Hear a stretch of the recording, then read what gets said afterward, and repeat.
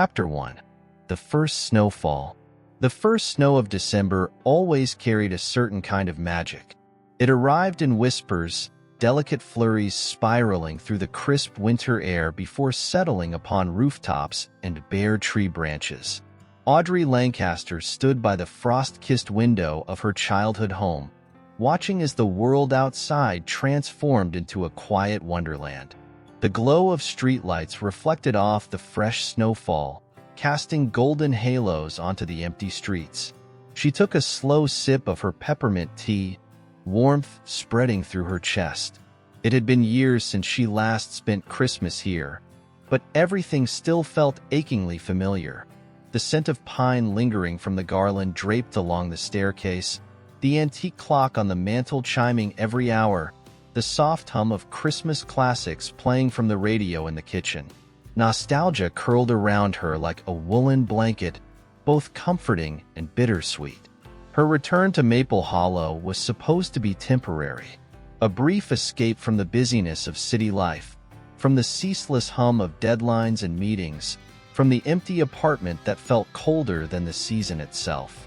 But there was another reason she had come back, one she hadn't admitted even to herself.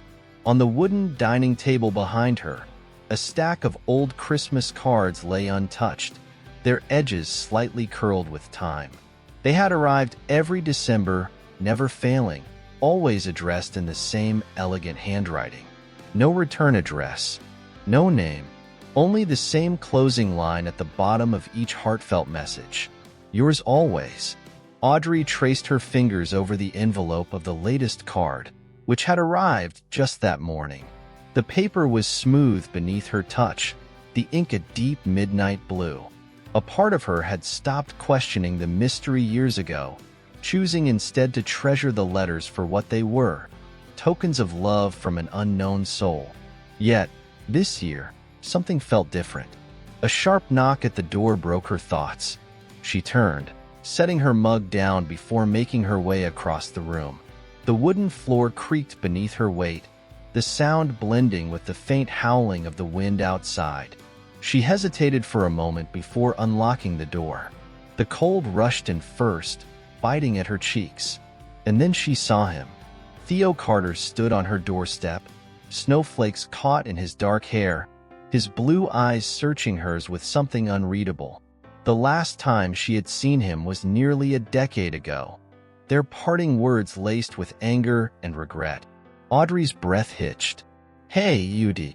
His voice was softer than she remembered, tinged with something unspoken. For a long moment, she could only stare, the past unraveling before her in quiet echoes. The first snowfall had brought him back to her, and suddenly, Audrey had the strange feeling that this December was about to be different from all the ones before it. Chapter 2. A Whisper in the Wind.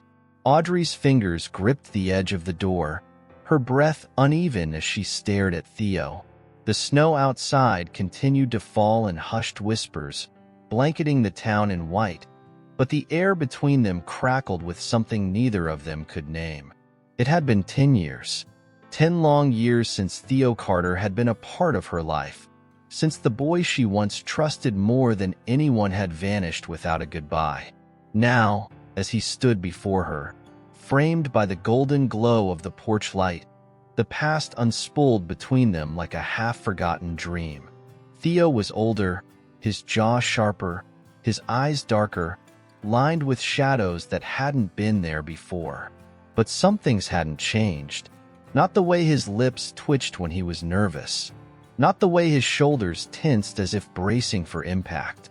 "Are you going to let me in?" he asked, his voice quieter than she remembered. Audrey's fingers tightened on the doorframe. A dozen questions swirled in her mind, each one tangled in the emotions she had tried to bury over the years. Why was he here? Why now? And why, after everything, did she still feel the same flutter in her chest at the sight of him? She swallowed hard and stepped aside. Theo hesitated only a moment before stepping past her, bringing the crisp scent of winter and something distinctly him, wood smoke and pine. He shrugged off his coat, shaking loose the snowflakes that clung to the fabric, then turned to face her. "You look good, AUD," he murmured. Her heart twisted painfully at the familiar nickname.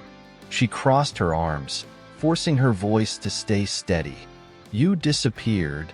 Theo exhaled, running a hand through his snow-dampened hair. "I know. That's it." A bitter laugh slipped from her lips before she could stop it. "You just know? 10 years, Theo. 10 years, and I didn't hear a word from you." He closed his eyes for a moment, as if steadying himself. "I wanted to reach out. I did." But his voice trailed off, lost in the hush of the house. Audrey shook her head, anger warring with something much more fragile inside her. She turned away, moving toward the fireplace where the embers glowed faintly, casting shadows along the walls. "You don't get to just walk back into my life and act like nothing happened." "I know," he repeated, softer this time. Silence stretched between them, thick and heavy. Then, finally, Theo moved closer, stopping just short of touching her. "I came back because I had to," he said. "Because I think I owe you the truth." Audrey's pulse quickened. The truth. For years, she had wondered, had imagined every possible reason for why he had left. But now that he was here, offering her the one thing she had always craved, she wasn't sure she was ready to hear it. Outside, the wind howled through the trees, a whisper in the night, carrying secrets that had waited far too long to be spoken. Chapter 3. Sealed with a secret. The fire crackled in the hearth, casting flickering shadows against the walls of Audrey's childhood home. The air inside was thick, not with warmth, but with unspoken words and unfinished stories. Theo stood a few feet away, his hands shoved into his pockets, his shoulders tense. Audrey's gaze flickered toward the small pile of Christmas cards still resting on the wooden table. The latest one, its envelope crisp and untouched, seemed to taunt her with its mystery. For years, she had clung to those letters, to the words that had made her feel less alone, to the quiet reassurance that somewhere, someone was thinking of her. Could it have been Theo all along? She turned back to him, studying his face, the deep-set blue of his eyes that once held so much light. "You said you came back because you owed me the truth," she said, her voice quieter now. "So tell me, Theo, why did you leave?" His jaw clenched, and for a moment, she thought he wouldn't answer. Then, with a slow exhale, he took a step closer. "It wasn't because I wanted to," he admitted. "I had no choice." Audrey scoffed. "There's always a choice. Not when it meant protecting you." The words struck her like a gust of icy wind. She frowned, confusion knitting her brows. "Protecting me? From what?" Theo hesitated, his fingers curling into fists at his sides. "AUD, there's something I never told you. Something I couldn't tell you back then."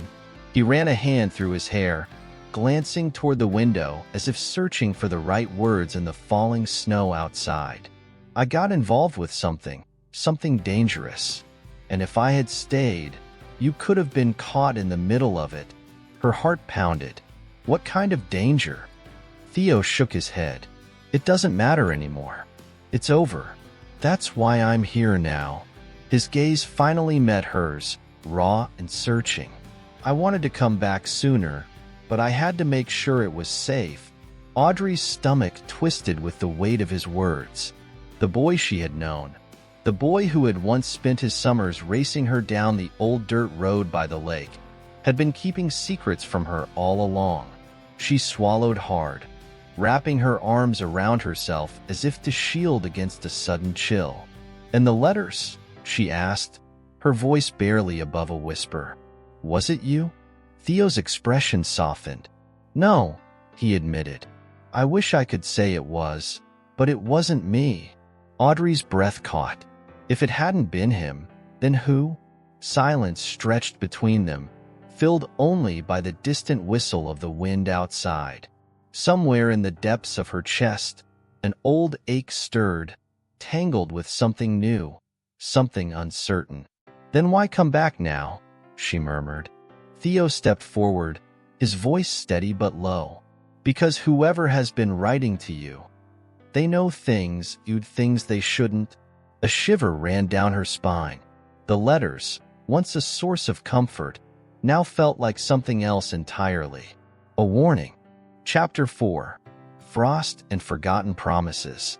The wind howled against the windows, rattling the panes as if urging Audrey to listen. She sat motionless at the dining table, her fingers tracing the edges of the unopened Christmas card, her mind spinning with Theo's words. Whoever had been writing to her, they knew things. Theo sat across from her, elbows braced on his knees, gaze locked on the flickering flames in the fireplace. The tension between them was thick, heavy with the weight of unspoken truths. Audrey wanted to press him for answers, to demand the full story of his disappearance, of the danger he had fled from, but she wasn't sure she was ready to hear it. Instead, she whispered, "Why didn't you come back sooner?" Theo exhaled sharply, running a hand through his dark hair. "Because it wasn't over," he said, his voice edged with something raw. "I thought it would be. I thought I could disappear and take the trouble with me. But trouble has a way of finding its way back." Audrey clenched her hands into fists. "And now it's found me, hasn't it?" His eyes met hers then, something fierce and desperate flashing behind them. "I won't let anything happen to you." A part of her wanted to believe him. The other part, the one that had spent years convincing herself she was over Theo Carter, wasn't sure if she could trust him anymore. The silence stretched, broken only by the distant chime of the grandfather clock in the hallway. Midnight. Another day had slipped away, another hour closer to Christmas. Audrey swallowed the lump in her throat and turned back to the letter. The inked words had always been a comfort, a reminder that someone out there remembered her, cared for her. But now, they felt like a riddle, one she wasn't sure she wanted to solve. "Did you ever find out who wrote these?" she asked, glancing at Theo. He shook his head. "No, but I tried." Something about the way he said it made her shiver. She hesitated before sliding her finger beneath the envelope's flap, carefully breaking the seal. The paper inside was smooth, the handwriting instantly familiar. "Audrey, I know you're wondering. I know you have questions. But some secrets are meant to stay buried. Some ghosts are best left undisturbed. You need to be careful. He's back. And this time, I don't know if I can protect you. Yours always." The words blurred as Audrey read them again, her pulse pounding in her ears. She lifted her gaze to Theo, heart hammering. "Who's back?" Theo's expression darkened, his jaw tightening. "I was hoping you wouldn't have to find out." A chill ran through her that had nothing to do with the winter air. The past, it seemed, wasn't finished with her yet. Chapter 5. Echoes of Candlelight. The cold pressed against the windows, thickening the frost that clung to the glass like delicate lacework. Audrey's fingers trembled as she set the letter down, her heartbeat an erratic rhythm against her ribs. She had spent years longing for answers, but now that they were within reach, they felt more like shadows creeping into her home, slipping under doors and through keyholes, whispering threats she couldn't ignore. Theo leaned forward, his gaze locked on her face, searching. "Audrey, you need to tell me. Have you noticed anything strange lately?" She hesitated. There had been things. The feeling of being watched when she walked home from the bookstore. The way her phone sometimes buzzed with calls from unknown numbers, only for silence to greet her when she answered. The footprints outside her window that she had told herself belonged to the neighbor's cat. Only now, she wasn't so sure. "Yes," she admitted finally. "But I didn't think much of it." Theo's jaw tightened. "You should have." A log in the fireplace split apart, sending a shower of embers into the air. The warmth did little to chase away the growing unease curling in Audrey's stomach. She stood abruptly, moving to the window. The snow-covered street outside was still, the quiet kind that came only in the dead of winter. But something felt off. "Theo," she said, barely above a whisper. "What aren't you telling me?" He exhaled sharply, running a hand through his hair. "I thought I had left it all behind," he murmured. "But I was wrong. He's still out there. And if he knows I'm back..." Audrey's fingers curled around the windowsill. The letter's warning echoed in her mind. "He's back. And this time, I don't know if I can protect you." She turned to face Theo fully, eyes narrowed. "Who is he?" A muscle in Theo's jaw jumped. "Someone I never should have crossed." Before she could press for more, a noise outside made her freeze. A faint crunching sound, snow compacting under careful footsteps. Theo moved in an instant, reaching for the light switch and plunging the room into darkness.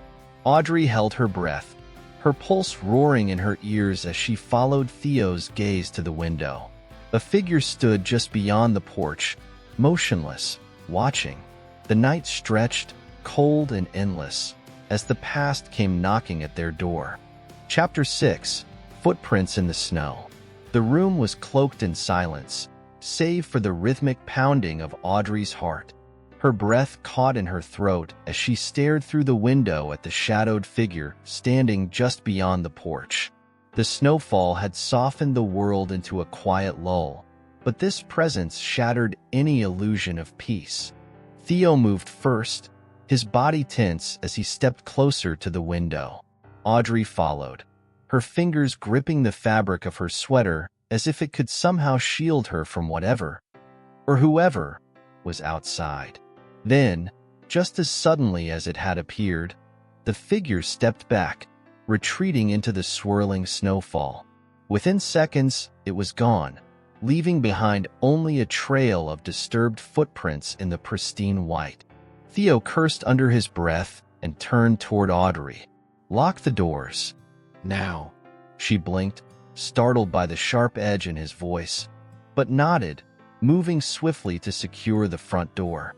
The deadbolt slid into place with a satisfying click, but it did nothing to quiet the unease crawling under her skin. Theo ran a hand through his hair, exhaling sharply. "I need to know exactly what's been happening, Audrey." "Everything," she swallowed, forcing herself to organize the pieces of the puzzle that had been falling around her for weeks. "It started small," she murmured. "I'd get these strange phone calls, just silence on the other end. Then, I noticed footprints outside my apartment building, lingering near my window. I thought I was imagining things, but now..." Her voice trailed off as her eyes flickered back to the window. Theo's jaw tightened. "I should have come back sooner." Audrey crossed her arms. "Maybe, but you didn't." She held his gaze, determination hardening her voice. "So tell me, Theo, who was that? And why do I feel like you already know?" His hesitation was brief, but it was there. A flicker of something unreadable crossed his face before he spoke. "His name is Vincent Ward." The name sent a shiver down her spine, though she wasn't sure why. "And who is he to you?" Theo exhaled, his fingers tapping against the side of his jeans. "Someone I owed a debt to, and someone who doesn't let things go." Audrey's chest tightened. "What kind of debt?" Theo hesitated. "The kind you don't walk away from." A silence stretched between them, thick with unspoken truths. Theo had always been good at keeping secrets, but now, Audrey wasn't sure she could afford to let him. Another gust of wind rattled the windows, and the fire in the hearth flickered wildly. Audrey's fingers curled around the edge of the table, her mind racing. "What does he want from me?" she asked finally, her voice barely above a whisper. Theo's gaze darkened. "That's what I need to find out." Audrey swallowed hard. The past she had long tried to leave behind was coming for her, and this time, she wasn't sure she could outrun it. Chapter 7. A Voice from the Past. The snow had begun to fall with a quiet persistence, each flake drifting softly to the earth, layering the ground in a blanket of white. A soft hush had settled over the small town of Maplewood, as though the world itself was holding its breath. The streets were quiet now, save for the occasional car driving slowly through the snowfall. It was as if time itself had slowed, making everything feel distant, out of reach, and impossibly serene. Natalie stood at the window of her apartment, looking out over the familiar scene. She had lived here for years now, this cozy space that had always been hers. It was a place where she had built a life of solitude, a place where she could gather her thoughts and reflect, uninterrupted by the outside world. But tonight, it felt different. The quiet, which usually offered comfort, now felt heavy, as if it was bearing down on her, waiting for something to happen, or perhaps for something to break. Her fingers traced the edge of the windowsill, a thought lingering at the edge of her mind. It was strange how something so small, so insignificant in the grand scheme of things, could feel so monumental. The night had been full of silent conversations between her and Will, unspoken words lingering in the spaces between their sentences. The warmth of the fire crackling in the living room was a stark contrast to the cold air outside, but the silence between them was sharp, as if they were both afraid to say too much, afraid to admit the truth that was hovering just out of reach. She thought back to the moment when he had arrived at her door, the look in his eyes when he saw her. It had been years since they had been in the same room together, years since she had felt the intensity of his presence. And yet, the moment their eyes met, it was as though time had folded itself in on itself, and all the years that had passed melted away. But now, here they were, two people who had once known each other so well, now strangers in a strange dance of hesitation. They had never been good at navigating the space between them, the space where love and hurt collided, where the past was as present as the future. Will's sudden reappearance had left her in a whirl of emotions, torn between the anger that still simmered beneath the surface and the undeniable pull of the connection they once shared. Will had tried to speak, tried to bridge the gap with his words, but each sentence felt more like a plea than a confession. He had apologized, of course. He had apologized for everything. But his words, no matter how sincere, didn't quite reach her in the way he hoped.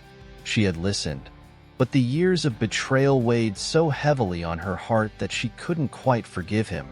Not yet, not when the wound was still so raw. The fire flickered in the hearth, casting a warm glow on the room around her. She could feel the heat from the flames on her skin, but it wasn't enough to thaw the chill in her heart.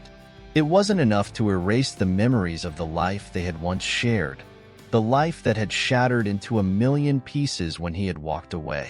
But she couldn't ignore the pull she still felt for him. It was as if the snow outside had settled not just on the ground, but in her soul, covering the edges of her heart with a blanket of uncertainty. Every time she looked at him, every time their eyes met, the memories of their past seemed to resurface, unbidden and relentless. She saw the boy who had once been her best friend, the man who had once promised her forever. The truth was, she missed him. She missed the way he had made her feel, the way he had loved her so fiercely, so completely, before everything had fallen apart. It was hard to reconcile the man standing in front of her now with the person she had once known. He had changed, and she had changed, and yet the remnants of what they had shared still lingered between them like a fragile thread, ready to snap at the slightest tug. But what was she supposed to do with that? How could she trust him again, after everything that had happened? How could she open herself to the possibility of love when the very thing that had once been her anchor had turned into the thing that had torn her apart? She could hear Will moving behind her, the sound of his footsteps soft on the floor. He was so close, and yet the distance between them seemed insurmountable. She didn't turn to face him immediately. Instead, She let the silence stretch out, wrapping them both in its heavy embrace. There was something comforting about it, something that allowed her to breathe, to think without the pressure of words. Finally, Will spoke, his voice low and tentative. "Natalie, I know I've hurt you. I don't expect you to forgive me, not right away. But I want you to know that I never stopped loving you. Not for a single moment." Her heart skipped a beat at his words, and for a brief moment, she let herself believe him. But then the doubts crept in again, sharp and unrelenting. She had heard those words before, years ago, and they had meant nothing in the end. They had been nothing but empty promises, and she had been left to pick up the pieces of her broken heart. "You don't get to say that," she whispered, her voice trembling slightly. "Not after everything." She felt his presence shift behind her, the weight of his gaze settling on her back. She didn't turn to face him. She couldn't. Not yet. The hurt was still too fresh, too raw. But she couldn't deny the longing that gnawed at her insides. The part of her that had once loved him so completely, so fiercely, that she had believed he would be the one to keep her safe from the world. That part of her was still there, buried deep beneath the layers of pain and resentment. And it scared her. It terrified her that, even after everything, she still wanted him. The fire crackled, sending a shower of sparks up the chimney, and for a moment, there was only the sound of the wind outside and the soft rhythm of their breathing. It was in this quiet space that the truth began to settle over her like a thick fog. She didn't know what the future held. She didn't know if they could ever find their way back to each other, or if the wounds from the past would always stand between them. But she knew one thing for sure. There was something about this moment, about this night, that felt like a beginning. And even though it terrified her, even though the fear of getting hurt again was almost overwhelming, she couldn't help but wonder if, just maybe, they could find their way back to each other.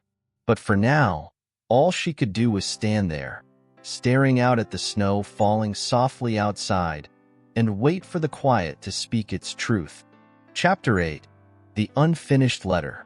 The morning after was as cold as the night before, but somehow it felt different. The air was thick with the weight of unspoken things, yet the soft murmur of the world outside, distant cars, the occasional crunch of boots in the snow, seemed to offer a semblance of normality, a stark contrast to the chaos that churned within Natalie. She sat at the kitchen table, her fingers wrapped around a mug of steaming coffee. The warmth of the cup offered only fleeting comfort, as her mind refused to settle.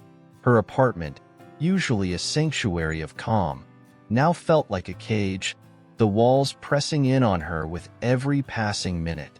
Will was still here, in the other room, pacing with an almost restless energy, as though waiting for her to say something, anything. But the silence was louder than any words he could offer. It was deafening, pressing on her chest like a weight she couldn't shake. The snow outside had slowed to a light dusting, but the world remained veiled in white. It seemed to be holding its breath, just like she was waiting for something to break. She hadn't slept much. How could she? The hours had stretched out like an endless river of thoughts and doubts, each one flowing into the next without respite. The conversation they'd had last night was still replaying in her mind, a loop she couldn't escape.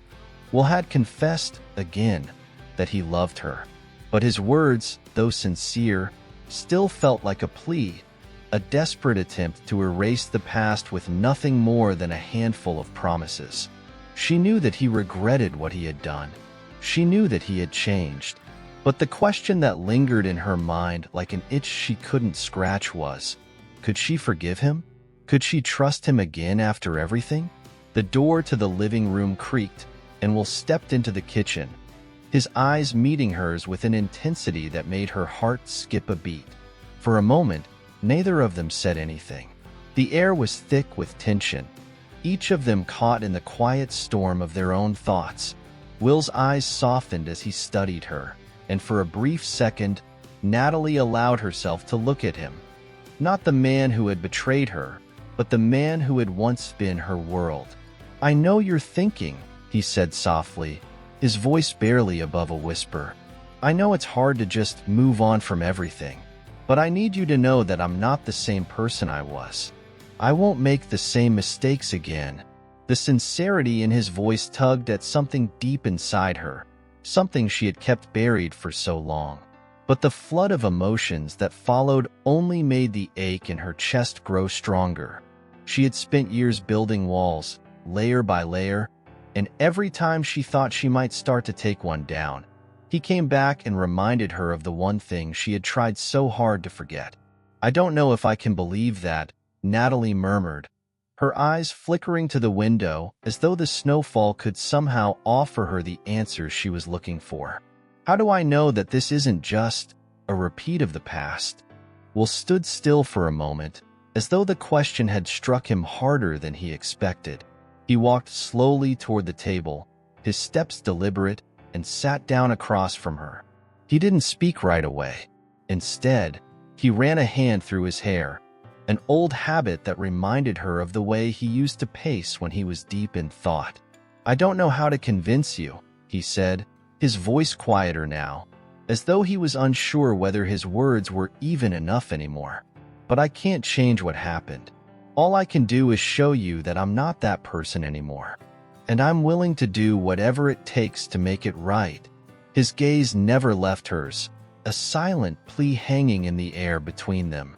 Natalie found herself searching his face for something, anything that could tell her whether he was being genuine. But all she saw was a man who was desperate for forgiveness, desperate for her to let him in again. And there, in that moment, she felt a shift, a flicker of something that she hadn't allowed herself to feel in a long time. Hope. But it was fragile, like a thread hanging from the edge of a cliff, and it was not something she could grasp so easily. She had been burned before. She had loved him with all of her heart once, only to be left standing in the wreckage of their broken promises. Could she really open herself up to him again, knowing that the pain of the past might repeat itself? The silence stretched between them, heavy and uncertain, as though the very air had become thick with indecision. She needed time. Time to sort through the confusion in her heart, time to process the weight of everything that had happened. But the more she looked at him, the more she realized that time might not be something either of them had. Can we just sit with this for a moment?" she asked, her voice soft, but edged with a strength she hadn't realized was there. Will nodded, his expression unreadable, and for a while, there was nothing but the sound of the wind outside and the crackle of the fire in the other room. Natalie leaned back in her chair, her hands still wrapped around the warm mug, as though the simple act of holding it could offer some measure of control. But inside, her heart was a tumult of emotions: fear, hope, anger, longing, all swirling together in a way that made it hard to breathe. Outside, the snow continued to fall, its silent blanket covering the world in a quiet serenity that felt like a lie. The world outside was still, but Natalie knew that something inside her had shifted. Something had broken free, just a crack, but enough to let the light in. She wasn't sure what that meant for them. She wasn't sure if she was ready to forgive him, to trust him again. But for the first time in a long while, she allowed herself the possibility that maybe, just maybe, they could find a way forward. Chapter 9. Shadows Beneath the Mistletoe. The days after their conversation were a blur of conflicting emotions. Natalie tried to move through her routine, but everything felt like it had shifted beneath her feet. The space between her and Will seemed to have transformed into something unrecognizable, a space she wasn't sure how to navigate. He had stayed, at her request, but there was an unspoken agreement between them. They would not rush. They would not push for answers that neither of them were ready to give. Yet, each passing day felt heavier than the last, as if the tension between them was building with every quiet moment. Every glance that lingered too long, every word unsaid. The snow outside continued to fall, soft and steady, blanketing the town in a peaceful stillness that only added to the isolation she felt. Inside, it was warmer, and the fire in the hearth crackled. But no matter how much time passed, she couldn't shake the unease that clung to her like a shadow. It was on the fourth day after Will's return that Natalie decided to take a walk. She needed space. The apartment had become a small prison, the walls closing in on her as she tried to make sense of the tangled mess inside her heart. Will had suggested they go out together, to talk, to try to figure things out. But she wasn't ready for that. Not yet. Not until she could clear her mind.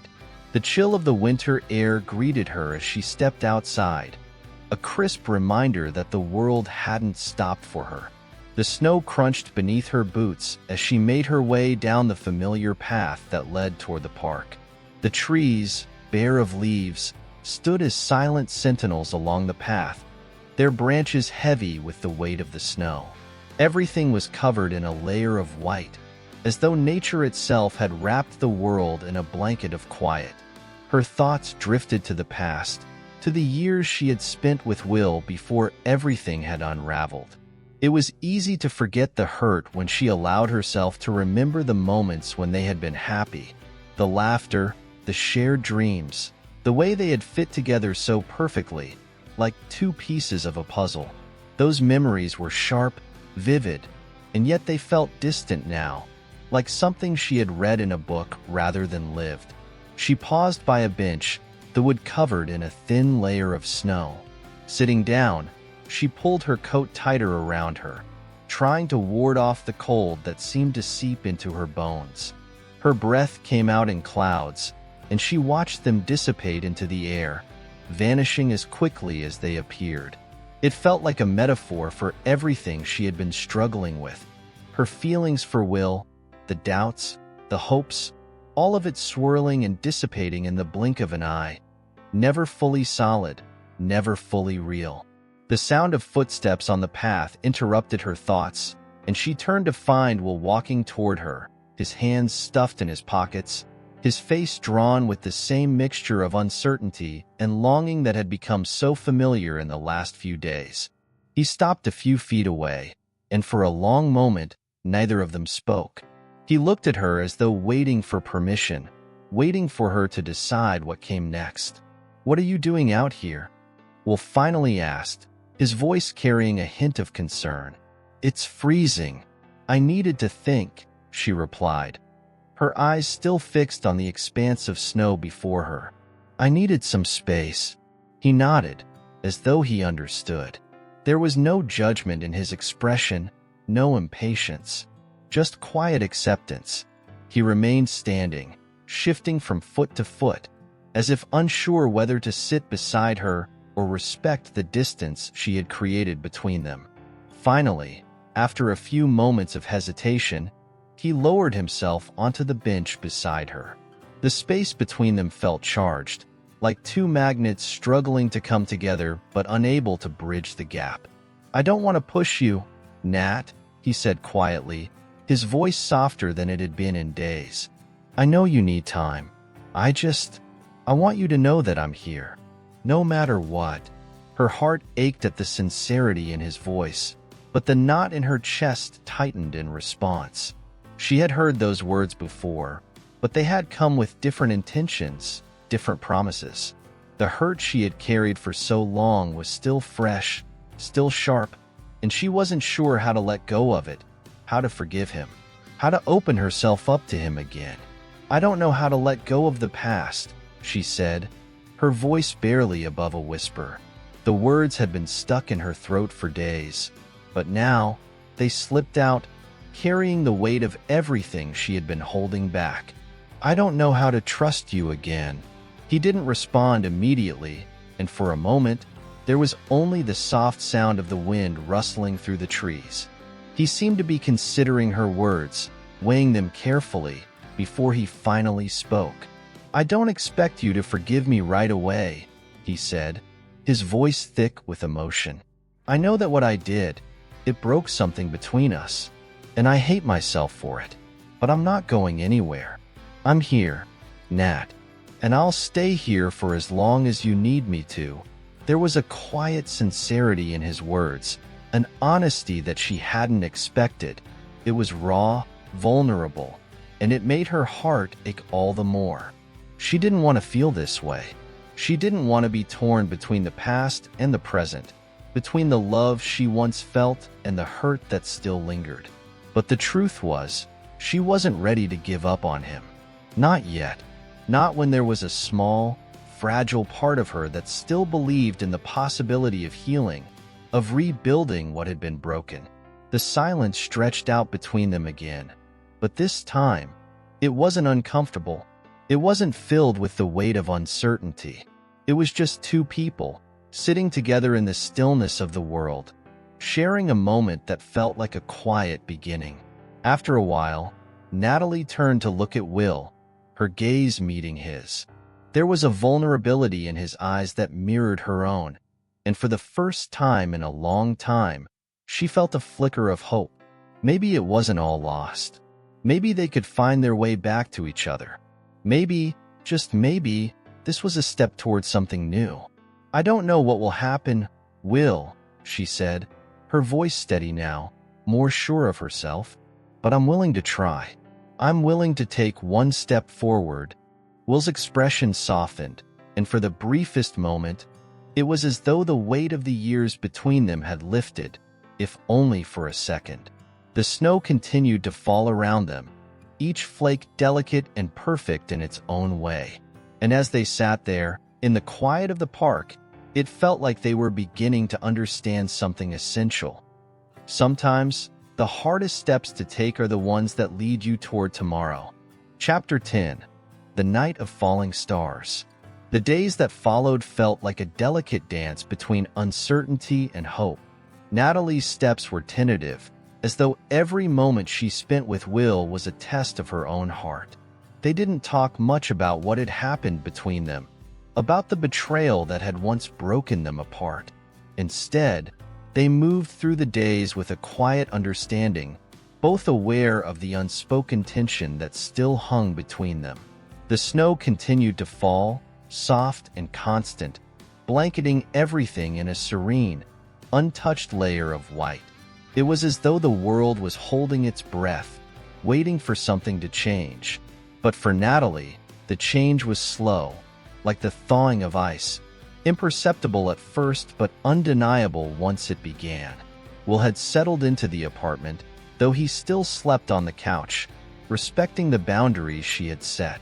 They had dinner together, shared moments of quiet conversation, but it was all surface level, as though neither of them dared to dive deeper into the complexities of their emotions. Still, in the quiet moments, when their eyes met, there was a softness there, a tenderness that spoke louder than any words.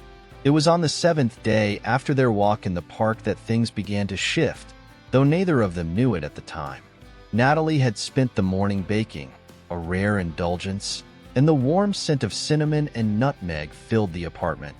The sound of her mother's favorite holiday music, soft, familiar carols, drifted from the speakers, and for a brief moment, the apartment felt like it used to, like a place of comfort and warmth. She had been lost in her thoughts, rolling out dough and measuring ingredients, when she heard a knock on the door. It was a sound that pulled her out of her reverie, and she glanced at the clock, surprised. She hadn't been expecting anyone. The only visitors she had had lately were Will, of course, and the occasional delivery man. She wiped her hands on a dish towel and went to the door, opening it with a mixture of curiosity and caution. Standing in the hallway was a woman, tall and elegant, with short, dark hair and an air of quiet authority. She was holding a small bouquet of white lilies in her hands, their fragrance sweet and calming. "Hi," the woman said with a warm smile. "I'm Claire. I'm looking for Will." Natalie's heart skipped a beat. Claire. She hadn't heard that name in years. The last time she had seen Claire was years ago, before everything had fallen apart. Claire was Will's sister, though she and Natalie hadn't kept in touch since the breakup. She had no idea Claire even knew she was back in town. "Claire," Natalie said, her voice barely above a whisper, as though her throat had suddenly tightened. "I didn't know you were. I didn't expect you."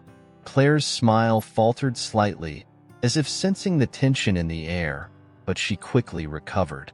"I know it's been a long time. I'm sorry for just showing up like this. I was in town and thought I'd stop by." Natalie stepped aside, wordlessly inviting her in. She wasn't sure what to expect, but something in Claire's demeanor made her feel that this wasn't just a casual visit. Claire had always been kind to her, even when things with Will had become complicated. But now, there was something almost purposeful in her presence. As Claire entered the apartment, she glanced around, her eyes settling briefly on the small table where the cinnamon rolls were cooling, then back to Natalie. The silence that hung in the air between them felt heavy, as though both women were unsure of how to proceed. It wasn't awkward exactly, but it was laden with the weight of history, of unspoken things. "Will's not here right now," Natalie said, her voice uncertain. "He's out for a walk." Claire nodded, as if she had expected this. She set the bouquet of lilies on the nearby counter, taking a deep breath as though gathering her thoughts. Finally, she looked at Natalie directly, her expression serious yet warm. "I came to talk to you," she said quietly. "I know this is going to sound strange, but I needed to see you. There are things that I don't think Will has been able to say to you, things that he's been carrying, and I think it's time you hear them." Natalie's heart raced at the words. She had no idea what Claire was talking about, but she felt a knot tighten in her stomach. Will had always been protective of his sister, and for her to come here, after all this time, meant that whatever was about to come next was important. Important, and perhaps difficult. "Will hasn't told you anything, has he?" Claire continued, a soft sadness in her eyes. "About why he did what he did? About why he hurt you?" Natalie's chest tightened at the question. The pain, the confusion. It had all come rushing back in an instant, threatening to overwhelm her. She opened her mouth to respond, but no words came. How could she answer that?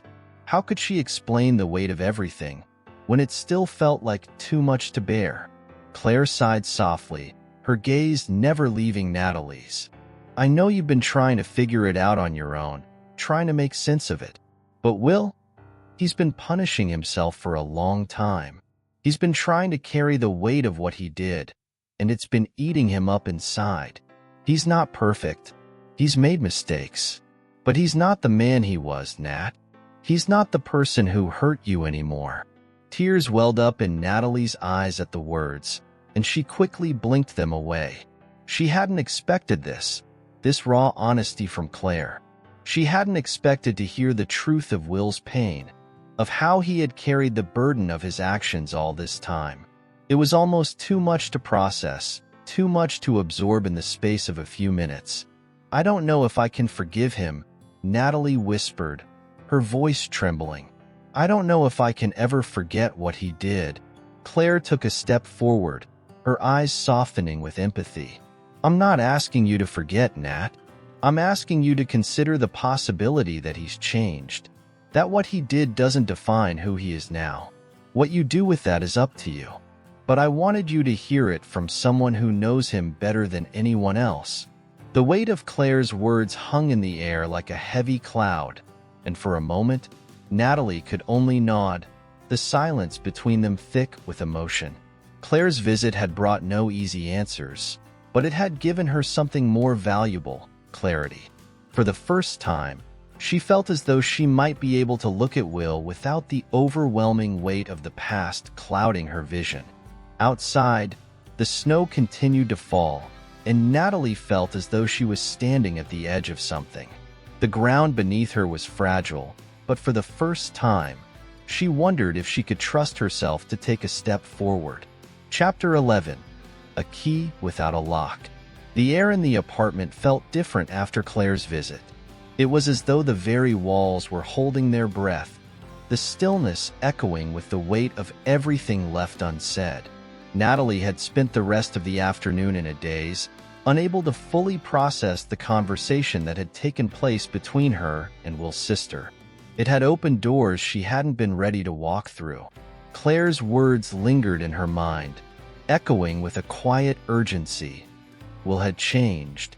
He wasn't the same man who had betrayed her. Yet, in the pit of her stomach, a part of Natalie remained frozen, unwilling to let go of the past. The past was where the pain lived. The past was where she could still feel the betrayal, as sharp and fresh as it had been when she first discovered Will's deceit. Could she really allow herself to believe that he had changed? Could she truly forgive him and allow them both the chance to heal? When Will came home later that evening, the air between them was thick with anticipation. He had no idea that Claire had come by, and when he walked through the door, the warm glow of the kitchen lights illuminating his tired face, Natalie's heart gave an involuntary lurch. She was still uncertain about everything, still unsure of what she needed or what she wanted from him. "Hey," Will said softly, his voice carrying a note of hesitance. "I didn't expect you to be home yet." "Yeah, I was just resting," Natalie replied, forcing a small smile. She moved toward the kitchen counter, where the remnants of her baking still sat. The cinnamon rolls were gone, replaced by a warm, comforting smell of fresh tea. She could hear the soft hum of the kettle in the background. Will hesitated at the door to the living room, his eyes flickering over her. There was something different about him tonight, something almost fragile in the way he stood. Maybe it was the vulnerability that always seemed to surface when he thought of the things he had done. Or maybe it was the quiet realization that he no longer knew how to navigate the space between them. "How was your day?" he asked, his voice quiet but full of hope, as if asking for permission to step into the conversation. "Fine," she replied, still not looking at him. The tension was thick, and she couldn't bring herself to meet his gaze. It was as though their eyes had become a silent battleground, a place where neither of them could truly see the other without everything they had been carrying spilling out. Will shifted, stepping closer but still giving her space, as if waiting for her to decide whether she wanted him to approach. He opened his mouth to speak again, but before he could, Natalie finally turned to face him, her eyes locking with his.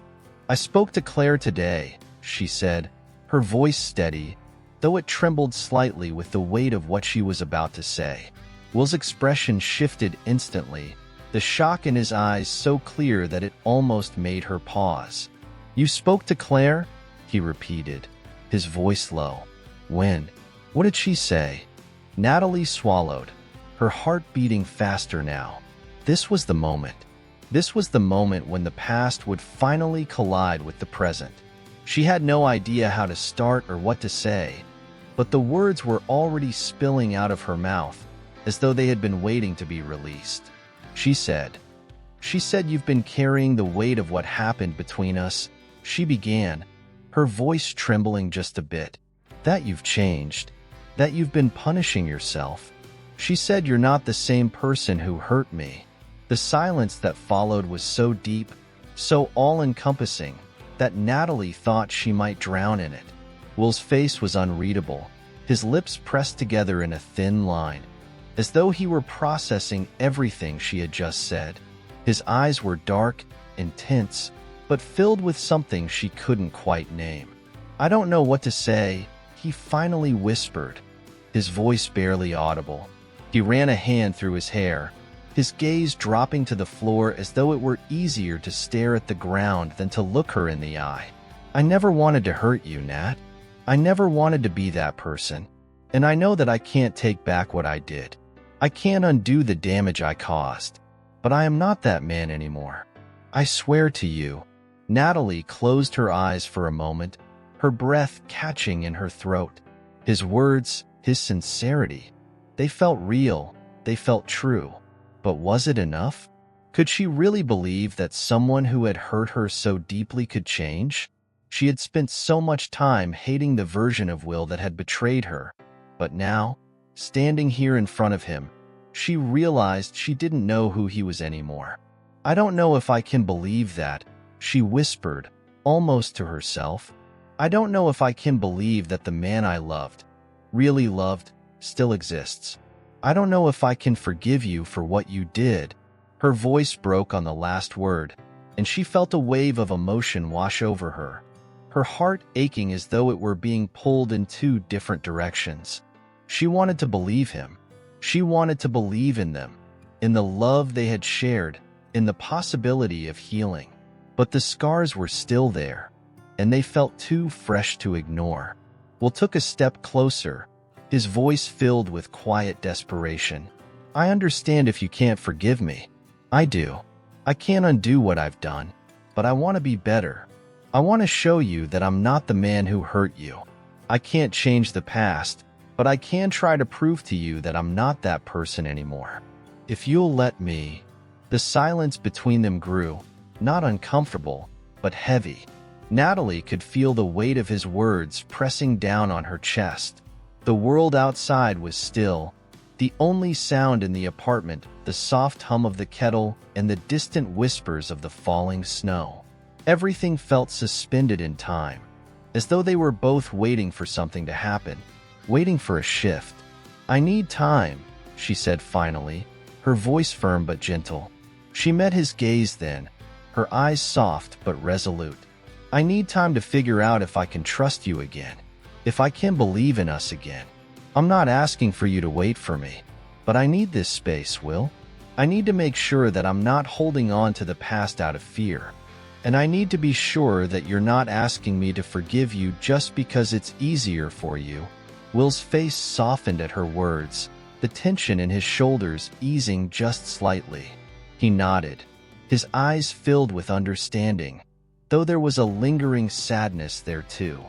"I can do that," he said quietly. "I'll wait for you, however long it takes."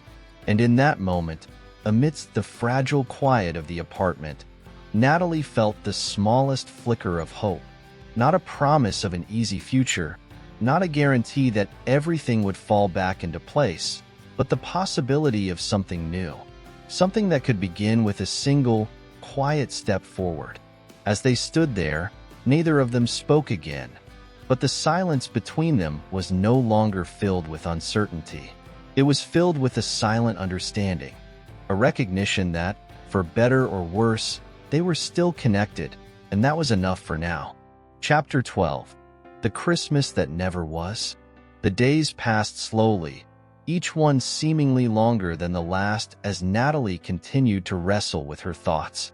The world outside was wrapped in the stillness of winter, the snow accumulating in soft layers, while inside, her heart was caught in a quiet battle of its own.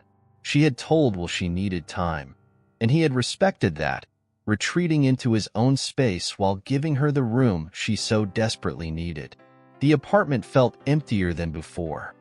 Less because Will wasn't there, but because the air between them was no longer thick with tension. Instead, it had become almost painfully neutral, as though they were standing on the edge of something, waiting for it to tip one way or the other. The warmth of the holidays hadn't quite reached Natalie's heart. Christmas was approaching, and the festive decorations in the apartment. A few lights strung on the window, a modest tree standing in the corner, felt like remnants of a life she wasn't sure she could fully return to.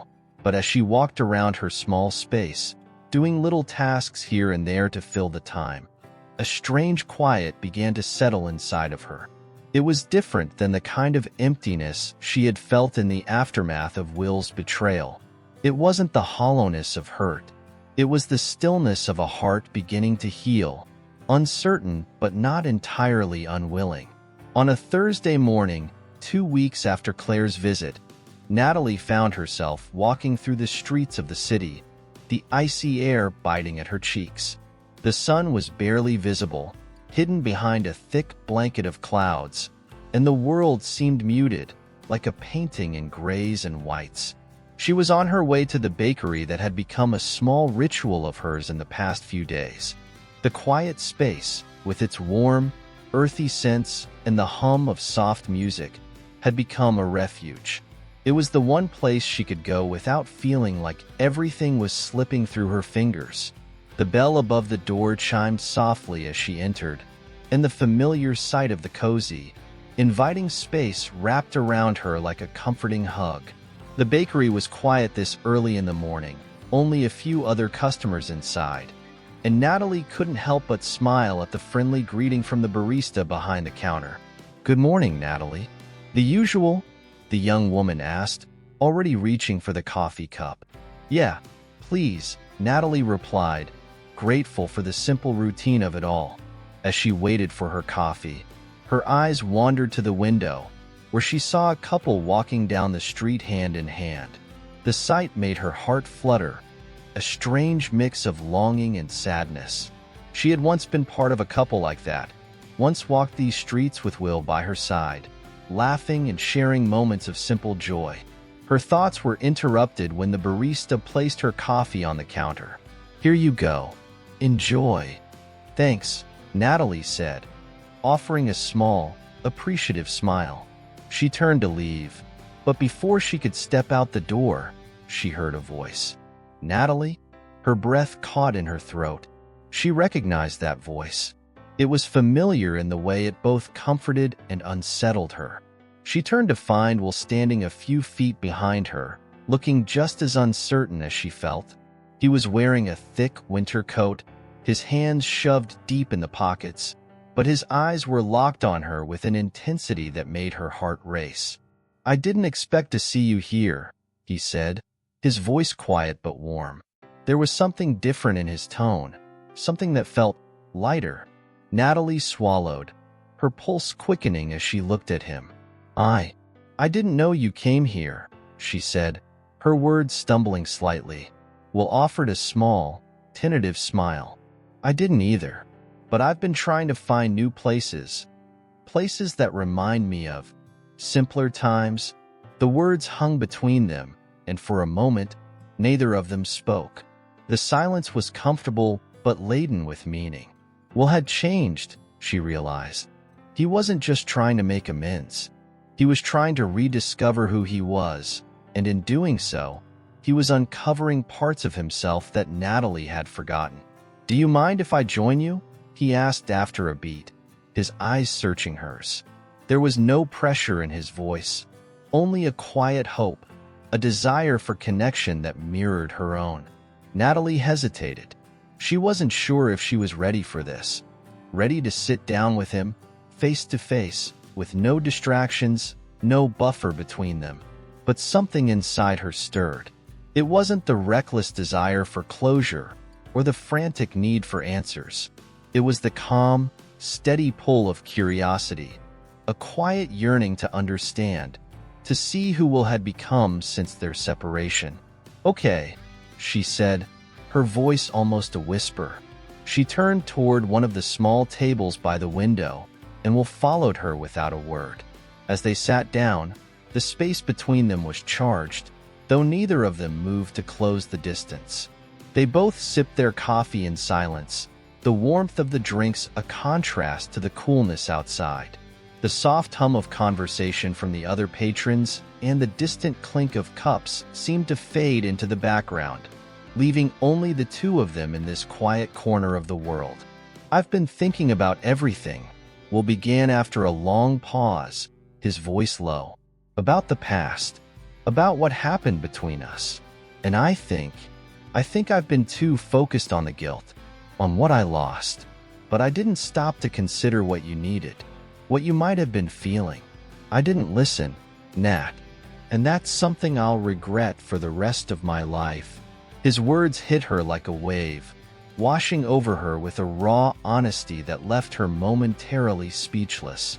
This wasn't the same man who had hurt her. This wasn't the same Will who had betrayed her trust.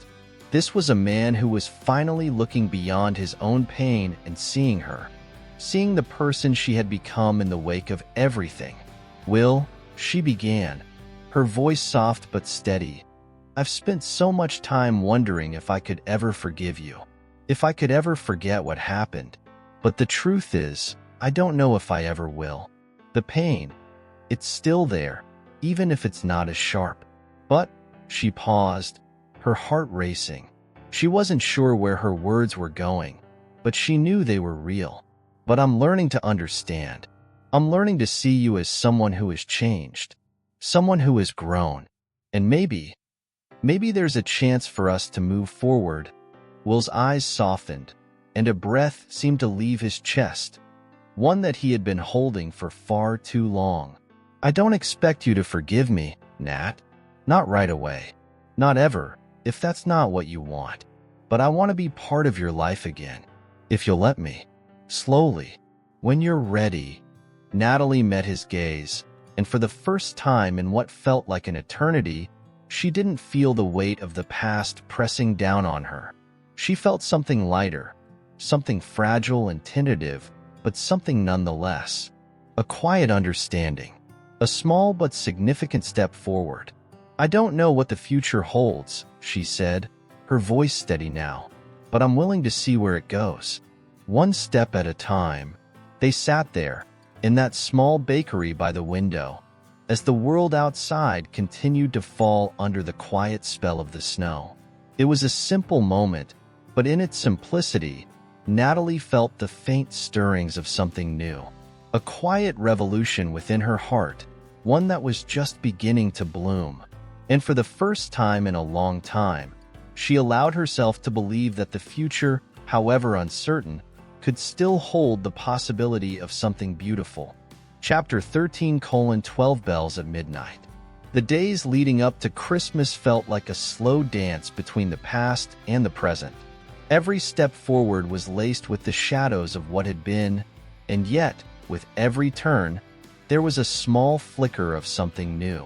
Natalie had begun to embrace the space between her and Will, not as a chasm of pain, but as the uncertain ground where something could grow, something that hadn't been there before. It was Christmas Eve now, and the apartment was a reflection of the day's quiet magic. The soft glow of lights cast gentle shadows against the walls, and the small tree in the corner sparkled, its ornaments a mix of old memories and new additions. Natalie had spent the afternoon baking cookies, a tradition she'd always loved, even when Will wasn't by her side. The scent of cinnamon and vanilla hung in the air, mixing with the faint tang of the evergreen tree. Yet, despite the festive atmosphere, Natalie couldn't shake the feeling of heaviness that lingered in her chest. Christmas had always been a time of joy and togetherness, a time when everything felt like it was falling into place. But this year, there was a weight she couldn't escape, the weight of the unknown. There had been moments over the past few weeks where she felt like she was letting herself believe in a future with Will again. They had shared quiet evenings, walked together through the snow-covered streets, and talked about everything and nothing. They had laughed, shared memories, and even found moments of silence that felt comfortable instead of strained. But underneath it all, there remained an unease. She wasn't sure if it was the memory of the betrayal still holding her back, or if it was the fear that the future was still too fragile to trust. She had told herself that she needed time, that she couldn't rush the process of forgiveness and healing. But tonight, on Christmas Eve, there was something about the moment that felt like a turning point. The air was thick with possibility, as if something was about to shift. Will was coming over soon. He had invited her to spend Christmas Eve together, just the two of them.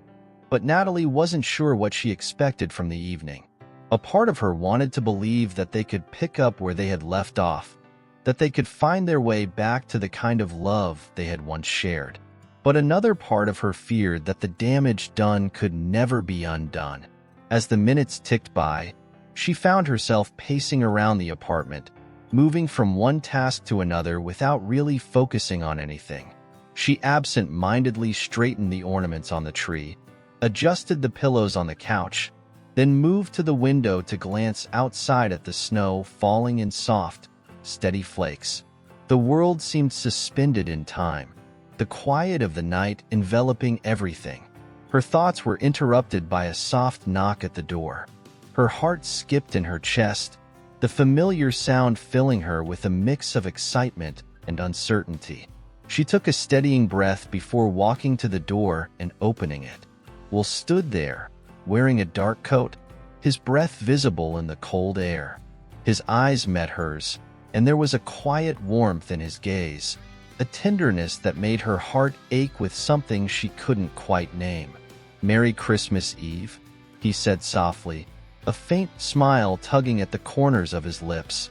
"Merry Christmas Eve," Natalie replied, her voice barely above a whisper. Will stepped inside, and for a moment, they both stood there in the doorway, as though waiting for the other to make the next move. The weight of the moment was palpable, but it didn't feel as heavy as it had in the past. It felt lighter. Not easy, but lighter. "You look beautiful," he said after a beat, his eyes scanning her face as if he were memorizing every detail. "The apartment looks perfect." "Thanks," she said, feeling a warmth spread through her chest at his words. She stepped aside, allowing him to enter, and as he did, their hands brushed briefly, a spark that felt like the beginning of something. They stood there for a moment, not speaking, but the silence between them wasn't uncomfortable. It was filled with the unspoken understanding that they were both trying to navigate this fragile space they had created together. "I made cookies," Natalie said finally, breaking the silence. "I thought it would be nice for us to have something sweet to eat." "That sounds perfect," Will replied, his voice soft, but there was something deeper in it, something that made Natalie pause. She turned toward the kitchen, and Will followed her, his presence a comforting weight behind her. They stood in the kitchen together, neither of them rushing to fill the space with words. Will moved to the counter, picking up one of the freshly baked cookies and inspecting it with a quiet smile. "Do you remember the first Christmas we spent together?" he asked, his voice gentle. Natalie's heart tightened at the question, but there was no bitterness in her response, only a soft, bittersweet smile. "I do. I remember how we stayed up all night talking, how we watched the snow fall from the window and talked about our hopes for the future. I remember how everything felt possible. Everything did feel possible," Will said, his voice full of quiet yearning. He stepped closer, and for a moment, he just stood there, watching her. "And I never meant to take that away from you. I never meant to destroy what we had." Natalie swallowed, her heart heavy with the weight of his words. She didn't know if she was ready to forgive him, but hearing him say that, hearing him acknowledge the depth of his mistake, meant something. It meant he understood the consequences of his actions, and it meant he wasn't asking for her to forget. He was asking for a chance, however small, to rebuild what had been broken. "I'm not sure what I'm supposed to feel right now," Natalie said softly, her voice tinged with vulnerability. She turned to face him, her eyes searching his. "I don't know if I can just let go of everything that's happened, but I want to believe that we can move forward. I want to believe that we can find our way back to each other." Will nodded, his expression filled with understanding. "I'm not asking you to forget, Nat. I'm just asking for a chance to show you who I am now, to show you that I'm not the man who hurt you. And if you can't give me that, I'll understand. But I can't walk away from this, from us, without knowing that I tried." The words hung between them, both heavy and hopeful, like the gentle weight of the snow that fell softly outside. It wasn't a promise. It wasn't a guarantee that everything would work out. But in that moment, Natalie felt a shift. It wasn't the kind of change that happened overnight, but the kind that began with small, fragile steps forward. She reached out, her hand trembling slightly as she placed it against his. He didn't hesitate. He didn't pull away. Instead, he held her hand with a quiet strength, as though he was holding on to something precious, something he had nearly lost, but was willing to fight for. "I'm willing to take that step, Will," she whispered, her voice trembling with emotion. "One step at a time." And as they stood there, hands intertwined, the weight of tomorrow no longer felt as heavy. They didn't have all the answers, But for the first time in a long time, Natalie felt like they were no longer standing apart. They were moving forward, together. Chapter 14. Between the Lines. Christmas Day arrived with a gentle snowfall that painted the world outside in soft strokes of white. The morning light crept into the apartment, filling the space with the quiet warmth that only a holiday morning could bring. But for Natalie, there was an undercurrent to the day, a tension that she couldn't quite shake. The excitement of Christmas, of being together with Will, was tempered by the knowledge that the fragile peace they had found between them was still just that, a quiet truce, not a resolution. She had spent the morning alone, her thoughts a quiet storm as she prepared their breakfast. The kitchen smelled of cinnamon rolls and freshly brewed coffee, the kind of familiar comfort she had always associated with the holidays. But this year, it felt different.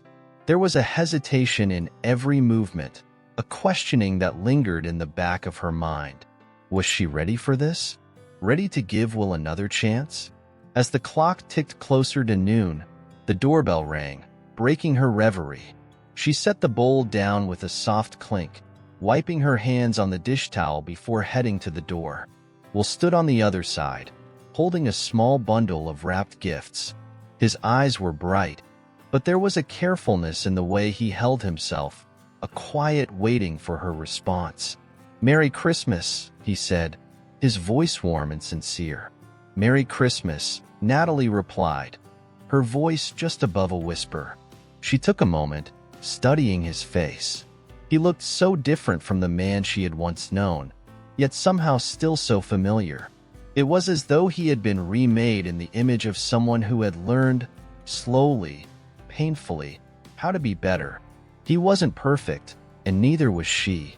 But in this moment, in this room filled with the soft light of Christmas, they were here, together.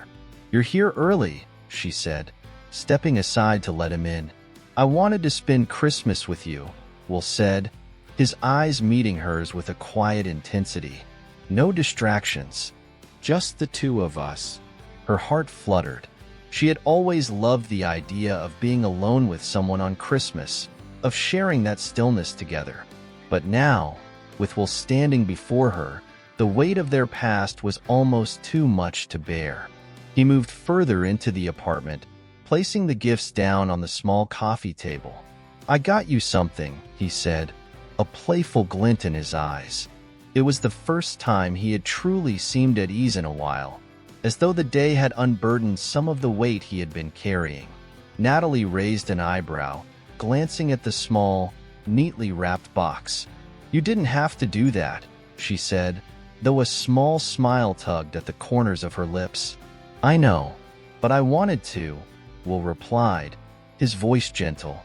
"I know that things aren't simple right now, but I wanted to give you something. A reminder that I'm still here, that I'm still trying." Natalie took the gift from him, the paper crinkling softly as she unwrapped it. Inside, she found a simple silver necklace with a small star pendant. It was delicate, understated, yet somehow spoke volumes to her. It was the kind of gift she could have imagined him giving her years ago. A thoughtful gesture, no grand gestures of apology, but an acknowledgement of their connection. She met his eyes, the words unspoken between them. "It's beautiful," she said, her voice thick with emotion. "I'm glad you like it," Will said, his voice soft. "It reminded me of something, of how, even in the darkest times, there's always something beautiful, something to guide us." Natalie didn't know how to respond. The simplicity of his gesture, the way he chose to express himself without expecting anything in return, touched her in a way she hadn't anticipated. She didn't need grand declarations anymore. She needed honesty. She needed to know that he was willing to try, really try, not just for the sake of their past, but for what they could still become. Natalie began, but her words faltered. She had so much she wanted to say, but every time she tried, the reality of their situation loomed over her like a shadow. What if they weren't strong enough to overcome it? What if the damage was too deep? But then, as if sensing her internal conflict, Will stepped forward.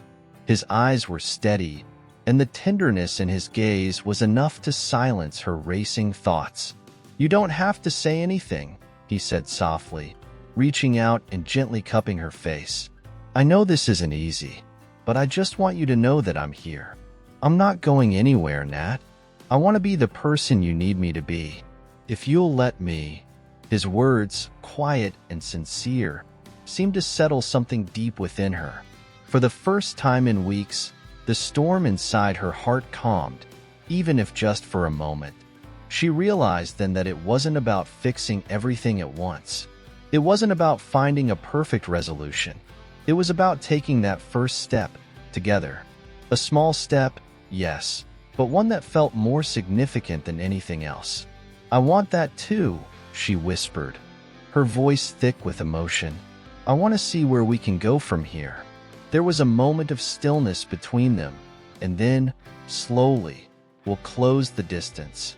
He kissed her gently, a soft and tender kiss that spoke of everything they had been through, of the pain, of the healing, of the quiet hope that had begun to take root in their hearts. When they broke apart, they both smiled, the weight of their shared history lingering but not suffocating them. The space between them felt comfortable now, filled with the quiet understanding that this was just the beginning. "I didn't expect this," Natalie said after a moment, her voice light. "I didn't expect us. I don't think either of us did," Will replied, a smile tugging at his lips. "But here we are." They stood there for a moment, simply looking at each other. Outside, the world was still blanketed in snow, the city quiet under the weight of the holiday. The room around them was filled with the soft glow of lights, and in that quiet, in that stillness, Natalie realized something she had almost forgotten, that the future was never certain. It was always shifting, always unpredictable. But that didn't mean it wasn't worth trying for. That didn't mean it wasn't worth stepping into, even if it was just one careful step at a time. "Come on," Natalie said, finally breaking the silence. "Let's have breakfast. We have a lot of time ahead of us." Will nodded, a soft chuckle escaping his lips. "I think that sounds like a good idea." As they moved toward the kitchen together, the unease that had settled in Natalie's chest began to dissipate. There was still so much to figure out, so much healing left to do. But in this moment, in the quiet of Christmas morning, they were moving forward, together. And for the first time in a long time, Natalie felt the weight of tomorrow no longer as something heavy, but as something full of possibility. Chapter 15. The Truth Wrapped in Ribbon. The days following Christmas Day passed in a gentle blur, each one like a brushstroke on the canvas of their fragile, growing connection. Natalie had never anticipated the quiet joy she felt with Will, not after everything. She had braced herself for the overwhelming weight of old wounds, for the sharp pangs of doubt that might have resurfaced. But instead, there was a new kind of stillness between them, one that felt calm and reassuring, as if they were both learning how to exist in each other's presence once again. The days were quieter now, no longer filled with the frantic rush of holiday preparations or the weight of unspoken words.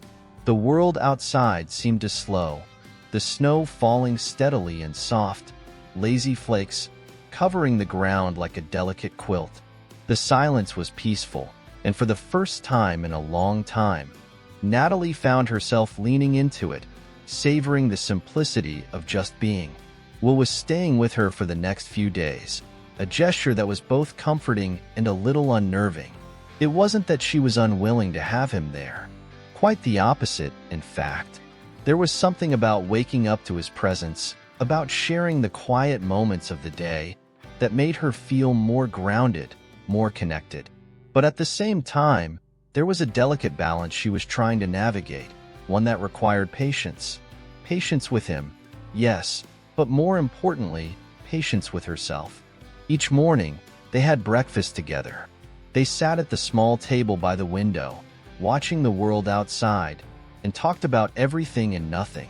There were no heavy conversations, no emotional confessions, just the shared space, the quiet understanding that they were, for now, simply present in each other's lives. That morning was no different. Will had just finished clearing the dishes, his movements easy and familiar, when Natalie stepped into the living room, wrapped in a soft sweater, her hair still damp from the shower. She had been quiet all morning, her mind wandering to thoughts she hadn't yet shared with him.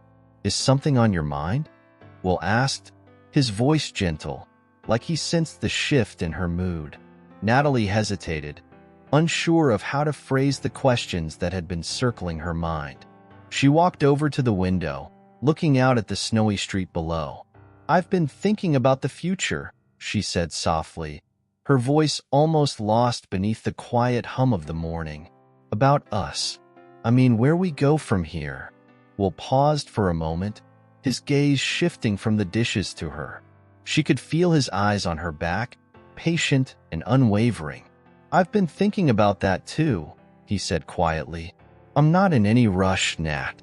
I just want to be here with you, for as long as you'll let me." She turned to face him, a small sigh escaping her lips. There was something in his words, something in the way he looked at her, that made her heart ache with the realization of how much had been lost and how much still needed to be rebuilt. It wasn't easy, and it wasn't going to happen overnight. But there was something about the way he was speaking now, with so much care, so much intention, that made her believe they had a chance. "I don't know what's going to happen next," she admitted, her voice raw, "but I want to believe that we can still have something. Something real." Will cross the room in 2 long strides, closing the distance between them. He stopped just in front of her, his expression earnest, searching. "I don't want to lose you again," he said, his voice thick with emotion. "I know I made a mistake, Nat. I know I hurt you in ways I can't take back. But I swear to you, I'm here. I'm here to stay." Her heart swelled at his words, but doubt still lingered like a shadow at the edge of her mind. She had heard promises before, promises that were easy to make but much harder to keep. Yet something about the way he was standing there, vulnerable, open, and unguarded, made her believe that this was different. He wasn't asking for her forgiveness today, or tomorrow, or even the day after. He was asking for time, time to prove himself, to show her that he was willing to put in the work. "I want to believe that," she said softly, her voice trembling. "But I need to know it's real. I need to know that you're not just here because it's Christmas, because it's what I want to hear. I'm here because I love you," Will replied simply, his voice unwavering. "And I've never stopped loving you, even when I made the biggest mistake of my life." The words hung between them, heavy with the weight of their shared history. Natalie's heart thudded painfully in her chest, the wall she had so carefully constructed beginning to crack. She wanted to push him away, to protect herself from the possibility of more hurt, but she couldn't. She had missed him too much, missed the man he had been before everything fell apart. "I'm scared," she whispered, her voice small, fragile. "Scared that we can't go back. Scared that we'll just end up hurting each other again." "I'm scared too," Will admitted, his voice soft but steady. "But I'm willing to take the risk, Nat, because I believe in us. And I believe in what we can still have." Natalie swallowed the lump in her throat. There was so much uncertainty in those words, so much hope wrapped in them. She didn't know what the future held, didn't know if she could truly forgive him, or if they could truly rebuild their relationship. But she did know one thing. She wasn't ready to give up on him, on them, just yet. "Okay," she said, her voice barely above a whisper. "Let's take it slow, one day at a time." Will's eyes softened, and a smile tugged at the corners of his lips. "One day at a time," he agreed. "I can do that." He stepped forward, wrapping his arms around her in a careful embrace. She leaned into him, letting the comfort of his presence wash over her. For the first time in what felt like a lifetime, she felt a spark of hope, a quiet, steady flame that was small but growing. They didn't need to have all the answers today. They didn't need to fix everything in this one moment, but they had each other. And maybe, just maybe, that was enough for now. "Do you want to go out?" Will asked, pulling back slightly to look at her. "We could go for a walk. It's still snowing, and I think the city looks beautiful this time of year." Natalie nodded, a smile finally breaking through the uncertainty that had clouded her thoughts. "I'd like that." They stepped into their coats and scarves, the world outside waiting for them. The cold air hit her face as they walked out the door, but it didn't feel sharp. It felt refreshing, cleansing. Together, they walked through the quiet streets, the snowflakes drifting down like tiny pieces of stardust. The world seemed to be holding its breath, waiting, and for the first time in a long time, Natalie felt like she was standing on the edge of something new. The future was still unknown, still unpredictable, but with Will by her side, she felt like she could face whatever came next. And maybe, just maybe, they could build a tomorrow worth fighting for. Chapter 16. Snowstorm of Secrets. The weeks after Christmas passed in a quiet rhythm. The world outside continued its slow, steady turning, snowflakes dusting the earth, the days stretching longer as the new year approached. But within the small, intimate world that Natalie and Will had begun to rebuild, time felt strangely suspended. Each day was a delicate exploration, a careful step towards something neither of them could name just yet. It wasn't perfect. The past still hovered around them like a shadow, sometimes longer than they would have liked, but it was manageable now. The sharp edges of old wounds had dulled, softened by the small moments of connection that had begun to stitch them together. And with each passing day, Natalie found herself wondering if this, whatever this was between them, could truly last. They had spent New Year's Eve together, in a quiet celebration that was simple but meaningful. There had been no grand fireworks or loud parties, just the two of them, sitting side by side on the couch, the flickering light of the TV playing softly in the background. They hadn't kissed when the clock struck midnight, hadn't made any promises of grand declarations. Instead, they had simply held each other's gaze, the words unspoken between them. They didn't need the fireworks. What they needed was the steady presence of each other, a shared understanding that they were here, in this moment, together. That night, after the clock chimed the final note of the old year, Will had taken her hand and led her outside. They walked through the streets, their breath rising in little clouds in the cold air, the city around them wrapped in the quiet of a new year. "What do you think this year will bring?" Will had asked, his voice soft but steady, his hand still wrapped around hers. The question hung between them, both simple and impossible at once. The future was so uncertain. They had no way of knowing what would come next, what twists and turns their path would take. But the idea of facing it together, of walking side by side into the unknown, gave her a sense of peace she hadn't realized she needed. "I don't know," Natalie had said, her voice barely above a whisper, "but I think it's going to be different. Maybe even better." Will had smiled then, a soft, knowing smile that made her heart flutter. "I hope you're right," he said, pressing a kiss to the top of her head. Now, as January settled in and the holiday decorations began to come down, there was a new sense of possibility in the air. It wasn't that everything had been resolved, that every doubt had been erased. Far from it. But there was something undeniably different. Something was shifting between them, a deeper understanding of the journey they were on together. It was mid-January when Natalie received the invitation. It came in the form of a simple card, the kind that arrived with a faint rustle of anticipation as it slipped through the mailbox. The letter was from her mother, and inside was a single line of text. "We would love for you to come home for the annual family gathering next month. It's time to move forward. Mom. The weight of the words hit Natalie like a wave. It's time to move forward. She knew, without a doubt, that this invitation wasn't just about family traditions. It was her mother's way of reaching out, of offering an olive branch, but also of saying something deeper, that perhaps it was time for Natalie to make peace with the past. Time to come home. She hadn't seen her family in months, hadn't felt the pull to return, not after everything had gone wrong. Her last visit had been filled with unspoken tension, her father's disapproving looks, her mother's attempts to fill the silence with half-hearted conversations. It had been a painful reminder of what had been lost, a reminder that she couldn't quite bridge the gap between the woman she had been and the woman she was becoming. But now, with the invitation in her hand, she felt a tug in her chest. Perhaps it was time.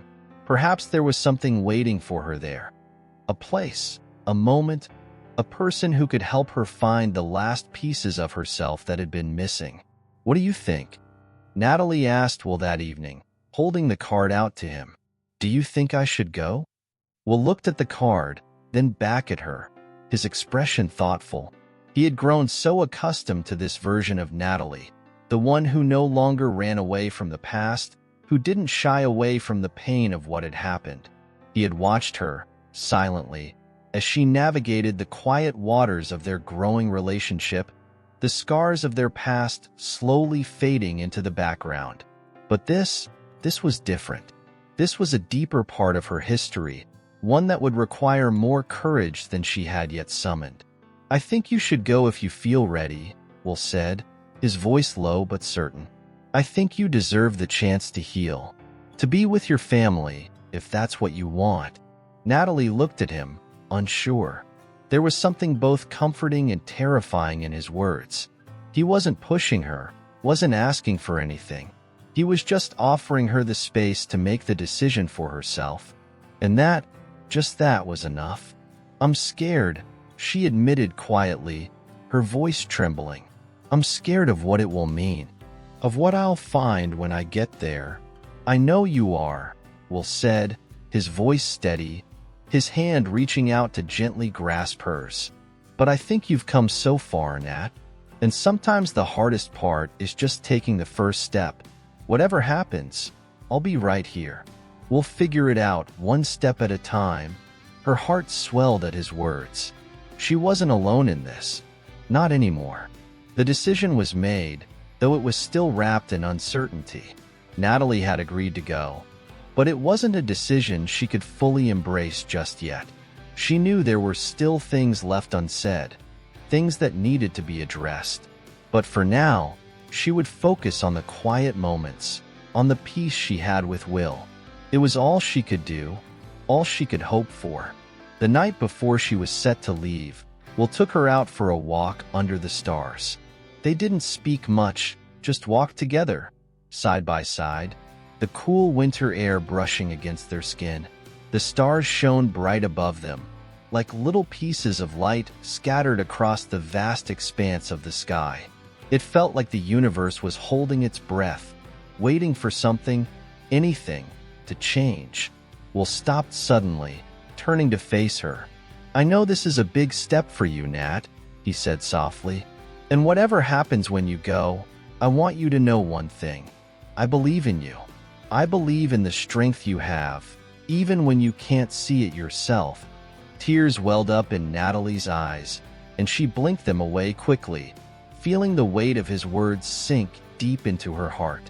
"Thank you," she whispered, the simple words meaning more than she could express. Will smiled and pulled her into a tight embrace. "We'll take this journey together, one step at a time," he said, his voice muffled against her hair. As they stood there, wrapped in each other's arms beneath the stars, Natalie realized that this feeling of being seen, of being truly understood, was something she had never had before. And maybe, just maybe, it was enough to carry her through the next chapter of her life, whatever that might be. For the first time in a long time, she felt like she was ready to face whatever came next.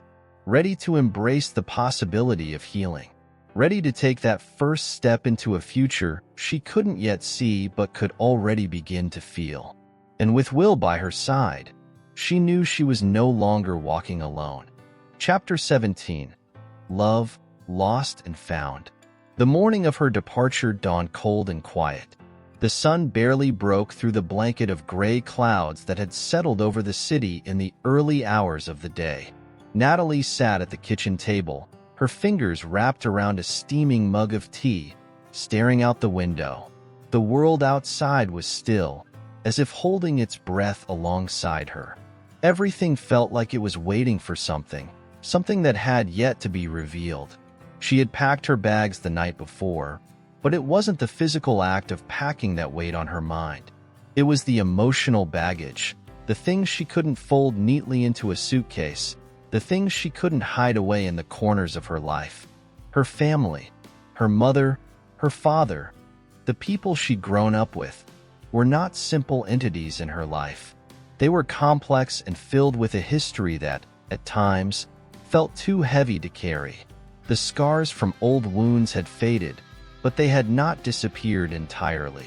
And with each passing moment, as she prepared to face them again, Natalie wondered if she could ever truly be free of the past. "Are you ready?" Will's voice broke through her thoughts, soft and reassuring, as he stood at the threshold of the kitchen. His face was warm with concern, but there was also a calmness in his eyes, a steady presence that grounded her. He knew her better than anyone else. He could see the uncertainty in her, the quiet fears that lurked just beneath the surface. She set her teacup down and met his gaze. "I don't know," she said, her voice small. "It feels harder than I thought it would be." Will crossed the room and sat down next to her. "I can't imagine what you're feeling right now," he said gently. "But I do know this. You don't have to do this alone. I'm here, Nat. I'm always here." Her chest tightened as she looked at him, his unwavering support wrapping around her like a warm blanket. The weight of the world felt just a little lighter in that moment. "I'm scared," she confessed, the words tumbling out before she could stop them. "Scared of what I'll find when I get there. Scared that I won't be able to bridge the gap between who I was and who I am now." Will took her hand in his thumb brushing over her knuckles. "You don't have to have all the answers right now. You don't have to fix everything in one trip. Just take it one step at a time. That's all you can do." "I know," she said, her voice a little steadier now. "But what if they don't accept the person I've become? What if they can't see me for who I am now, not who I used to be?" Will squeezed her hand, his expression softening. "You can't control how they see you, Nat, but you can control how you show up. And I know that the person you are now is strong, resilient, and deserving of love and acceptance. If they can't see that, then that's on them, not you." The words lingered in the air between them, simple but profound. Natalie took a deep breath, trying to center herself, to let go of the anxiety that had been swirling in her chest. Will was right. She could only control her own actions. The rest, as hard as it was to accept, was out of her hands. With a final glance around the apartment, Natalie stood, gathering the courage to face the unknown. "I'm going to go," she said, her voice quiet but resolute. "Thank you, Will, for everything." "You don't have to thank me," he replied with a soft smile. "Just go and take care of yourself, and if you need me, I'll be here. I'm always just a call away." Natalie gave him a small, grateful smile before walking toward the door. As she stepped into the hallway, the weight of her decision settled in her bones. This wasn't just about seeing her family again. It was about finally making peace with everything that had led her here, to this moment, this new chapter of her life. She wasn't the same person she had been when she left, but that didn't mean she couldn't find a way to reconnect with the people who had been part of her life for so long. The drive to her parents' house was long, the city slowly giving way to open roads and quiet suburbs.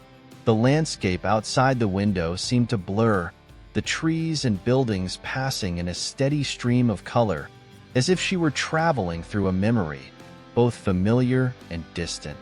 She thought about the last time she had come here, how everything had felt like a puzzle she couldn't solve, how the walls between her and her family had seemed insurmountable. But now, with Will's words echoing in her mind, she realized that maybe the walls hadn't been built by them alone. Maybe she had been the one to put up the bricks, to shut herself off from them when things got too painful. Maybe it was time to take down those walls. Even if she wasn't sure if the pieces would fit perfectly, even if it was going to be uncomfortable, maybe it was time to at least try. When she arrived at the house, it looked the same as it always had. The large oak tree in the front yard stood tall, its branches bare against the winter sky. The porch light flickered on as she pulled into the driveway, and for a moment, she just sat there in the car, staring at the house. This was the place where so many memories had been made, both good and bad, and the thought of walking back into it felt overwhelming. But she had made her decision. She couldn't turn back now. Natalie stepped out of the car, her breath fogging in the cold air. As she walked up the driveway, her heart began to race, the familiar tightness in her chest returning. She rang the doorbell, the sound echoing through the house, and waited, her hands trembling just slightly at her sides. The door opened, and her mother stood there, her expression unreadable. For a moment, neither of them spoke. Then, slowly, her mother stepped aside, wordlessly inviting her in. The gesture was simple, but it carried with it so much more. It was an offering, an invitation to begin again, to start the process of healing. As Natalie stepped inside, the smell of home, cinnamon, pine, and the faint scent of something cooking in the kitchen wrapped around her. She felt a rush of emotions, too many to name, but she pushed them down for now. There would be time to feel everything later. For now, she just needed to be here, to face the people she had once called family. And as the door clicked shut behind her, Natalie realized that this was the first step in something new, a bridge between the past and the future, between who she had been and who she was becoming. She didn't know what would happen next, but for the first time in a long time, she felt ready to find out. Chapter 18, The Name in the Snow. The evening air was crisp as Natalie stood in the small backyard of her childhood home, gazing up at the sky. The sun had long set, and the stars sparkled in the darkness, their light casting a soft glow on the earth. The world around her felt suspended in time, as if the universe was holding its breath, waiting for something to shift, something important, something that could only be understood in the quiet, unspoken moments between people. Her reunion with her family had been nothing like she had imagined it. At first, the awkwardness had been unbearable. Her mother had hugged her stiffly, the warmth of the gesture far too guarded, too careful. Her father had said little, his eyes filled with the same distant look they had always carried in the years before her departure. There had been polite conversation, careful words chosen to keep the peace, but beneath the surface, Natalie could feel the tension, the unresolved pain that still lingered in the spaces between them. It had been hard, so much harder than she had anticipated. But slowly, as the hours passed, something shifted.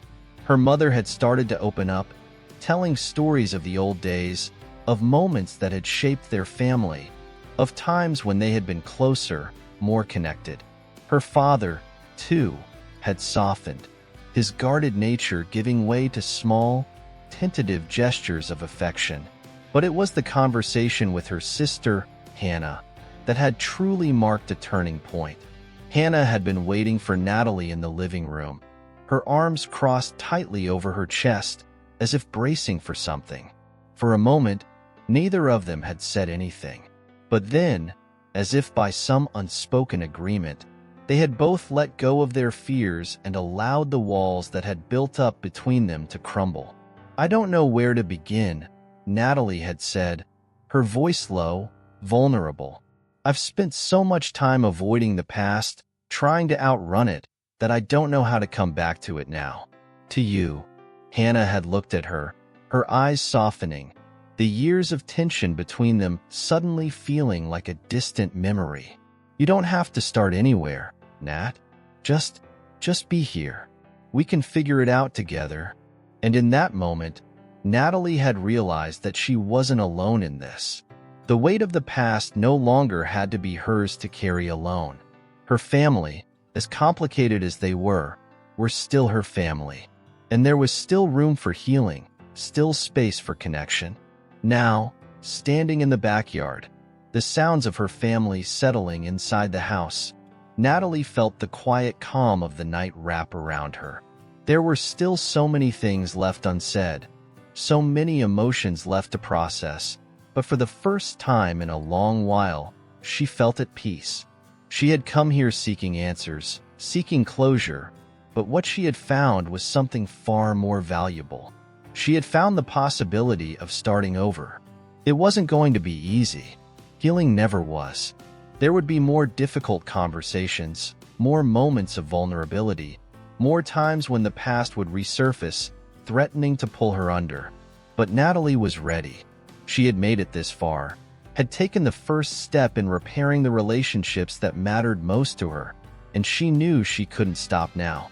As the stars continued to twinkle above, Natalie closed her eyes and took a deep breath, letting the cool air fill her lungs. She had left behind a version of herself when she had walked away all those years ago. But standing here now, with her family in the house behind her, she realized that she had also come back as someone new, someone stronger, someone more whole. She wasn't the person she had been before, and that was okay. It was more than okay. It was exactly what she needed. Because sometimes, in order to move forward, you had to be willing to let go of the things that weighed you down, to forgive not only others but also yourself. When she opened her eyes again, she felt a renewed sense of clarity. The darkness of the night was no longer intimidating. The path ahead no longer seemed as uncertain. There were still challenges to face, still bridges to cross, but she no longer felt alone. For the first time, the future didn't feel like a burden. It felt like a gift. Inside, she could hear her family talking, the sound of their voices blending together in a way that felt familiar and comforting. It was the sound of home, of things starting to fall into place. And though it would take time, maybe a long time, she knew she was finally on the right path. She turned back toward the house, her footsteps slow and steady. When she reached the door, she paused for a moment, taking one last look at the darkened backyard and the stars above. And then, with a deep breath, she stepped inside.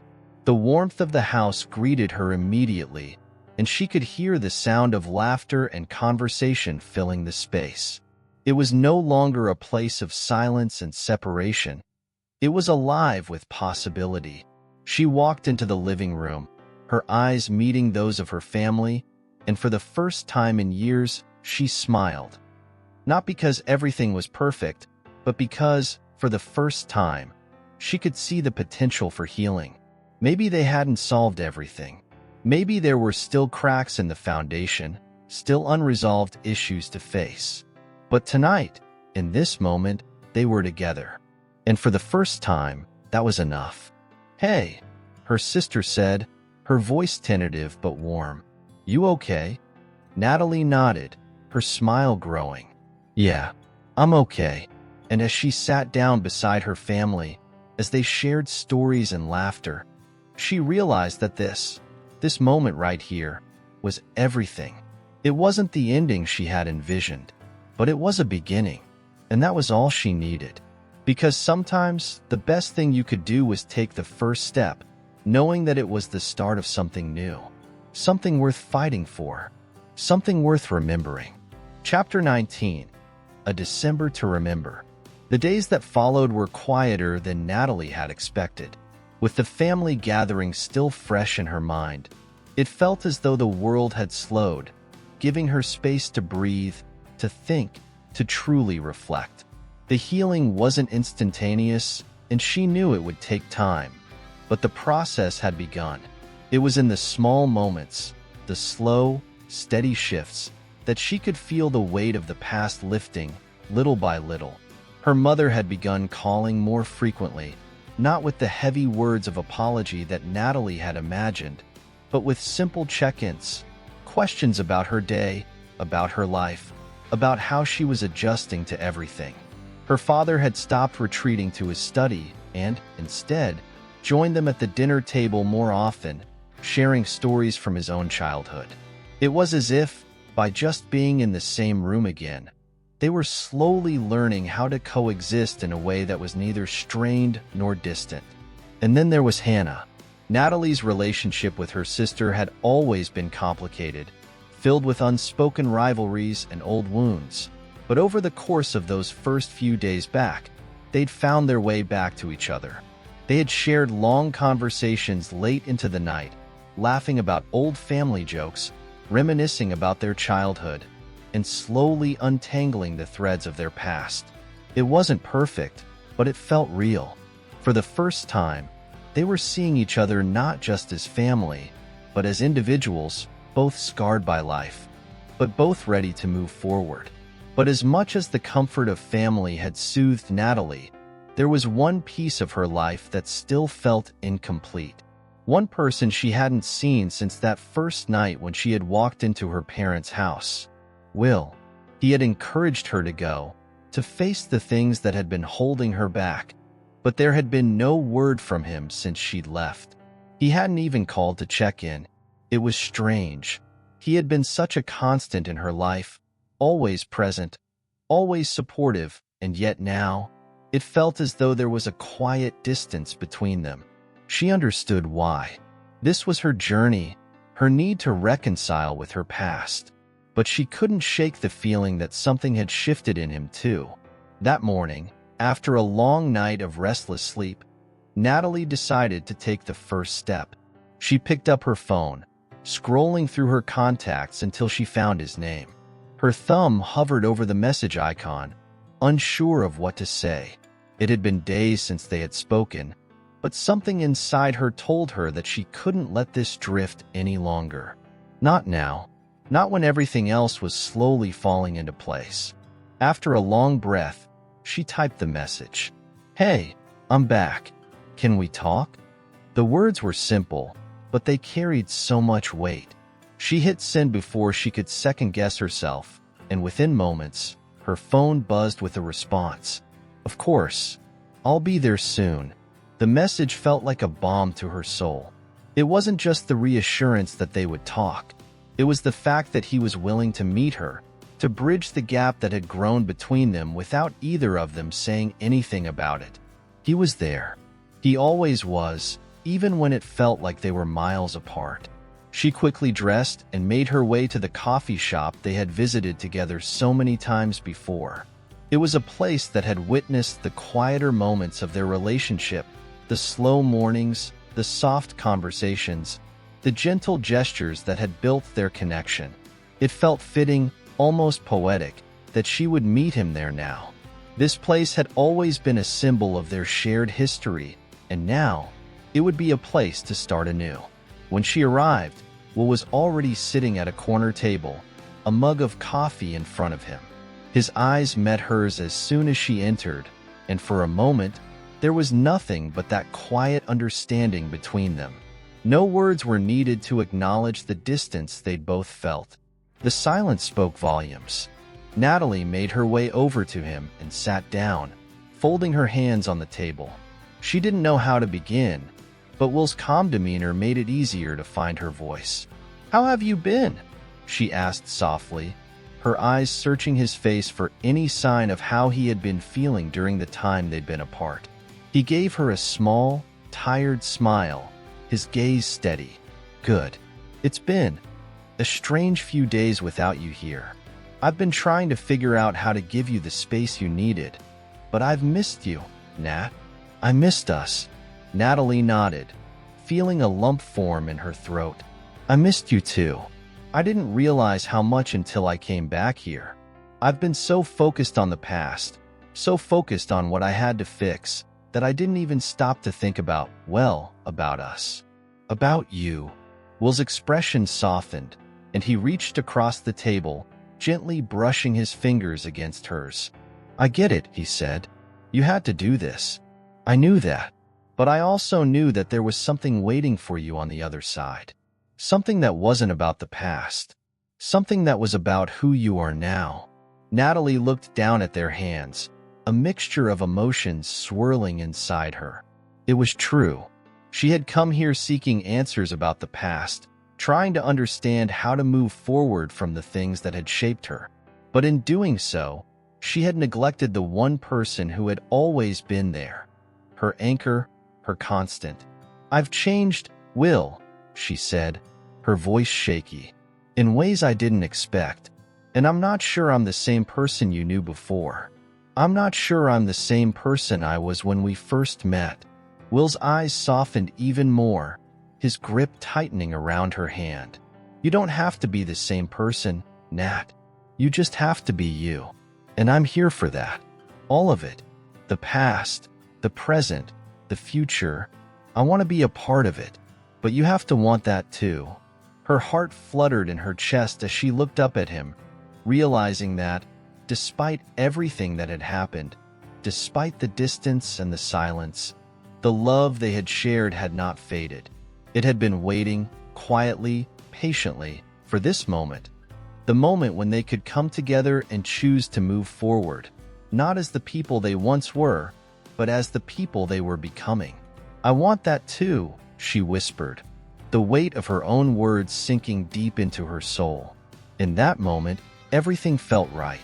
It wasn't perfect, and it wasn't easy, but it was real. The past, with all its pain and mistakes, no longer had a hold on her. She had let go, and now she was ready to embrace the future. Will smiled, his eyes shining with something softer, something brighter than before. Then we'll take it one step at a time. Together. And as the coffee shop around them bustled with life, Natalie realized that sometimes the heart had a way of returning to where it truly belonged. Not because it was easy, but because it was where it was meant to be all along. The future was waiting, and this time, Natalie was ready to face it with open arms.